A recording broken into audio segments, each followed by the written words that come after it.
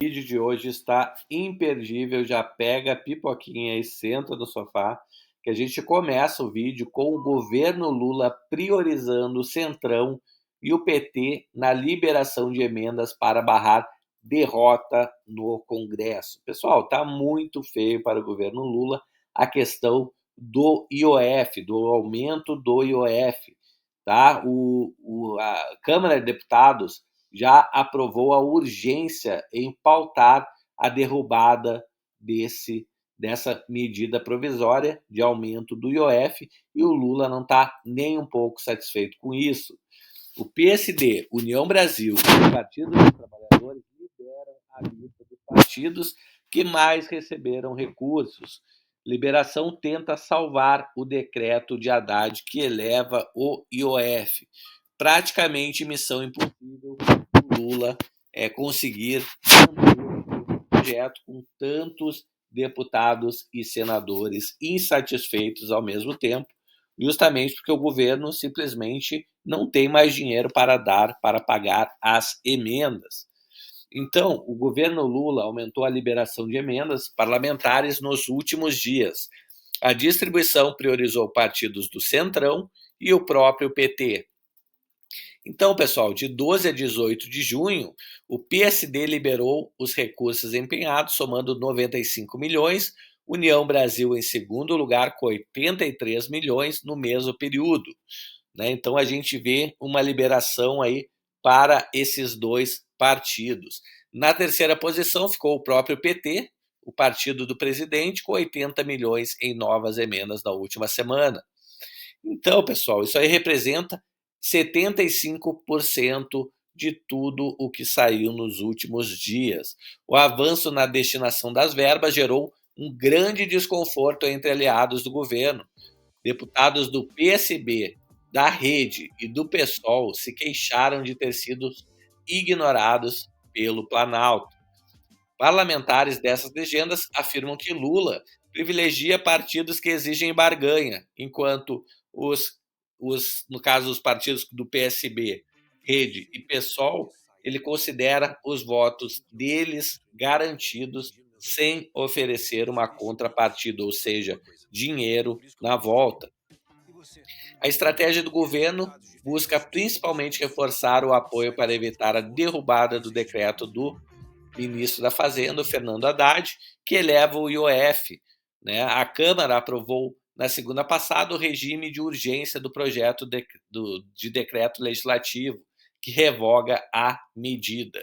Ou seja, a votação pode acontecer a qualquer momento, tá? E embora o Lula queira ganhar tempo e adiar a votação para julho, se ele pudesse, adiaria essa votação só para o próximo presidente do Brasil em 2027, com toda certeza.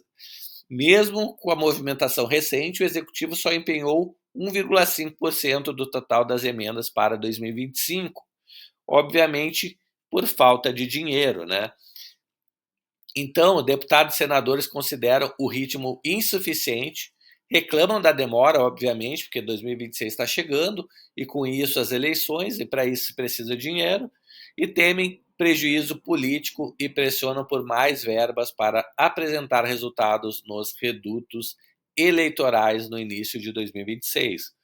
O governo aposta no presidente do Senado, Davi Alcolumbre, como uma última linha de defesa, caso a Câmara derrube o decreto, que muito provavelmente é o que acontecerá.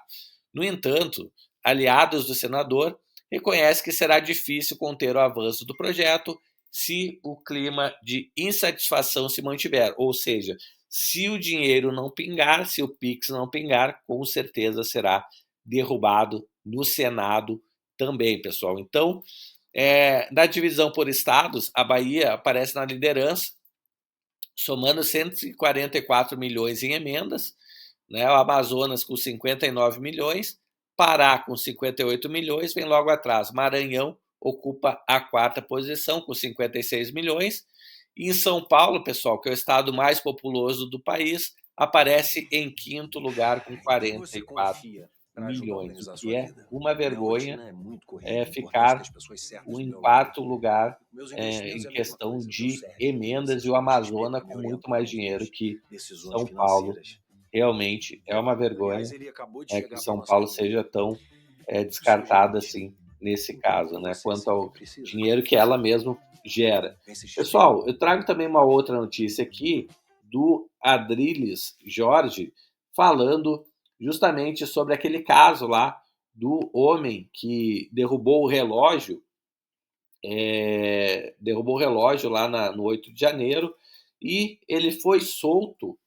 Só que o Moraes ficou sabendo disso, né? Que ele foi para progressão de pena e prendeu ele novamente. E inclusive o juiz que soltou ele está na mira do Alexandre de Moraes. Então vamos ouvir aqui a Adrília Jorge falando sobre esse caso. Homem que quebrou o relógio no 8 de janeiro e determinou a investigação do juiz que o soltou. O ministro disse que o magistrado contrariou lei. O condenado foi para o semiaberto sem tornozeleira eletrônica. Vocês viram exatamente do sujeito, aquele que quebrou o relógio, que foi capa do Fantástico, foi filmado cima e embaixo na Globo, naquele fatídico 8 de janeiro, foi solto e foi novamente preso pelo Alexandre de Moraes.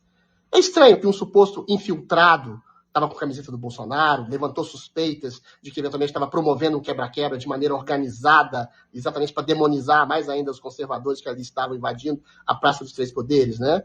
E aí o que acontece? Ele foi solto por uma questão de progressão de pena, mas foi imediatamente preso novamente pelo Alexandre de Moraes. É estranho, né? Que nenhum jornalista, nenhum influenciador, nenhuma pessoa do governo foi lá entrevistar o sujeito, saber da sua história, saber se ele era realmente um invasor ou se era um infiltrado. Nada foi feito. Ou seja, a mídia e o judiciário andam mancomunados exatamente para estabelecer um princípio de demonização de todas as pessoas que estavam aqui e não queriam investigar nada, até porque a investigação poderia ser ruim para o judiciário, ser ruim para a causa de demonizar, perseguir, censurar e prender conservadores. Né? Não só não quiseram ir atrás dele, mas o Alexandre de Moraes foi atrás do juiz que o soltou segundo um procedimento burocrático normal da justiça da progressão de pena especificamente. Né?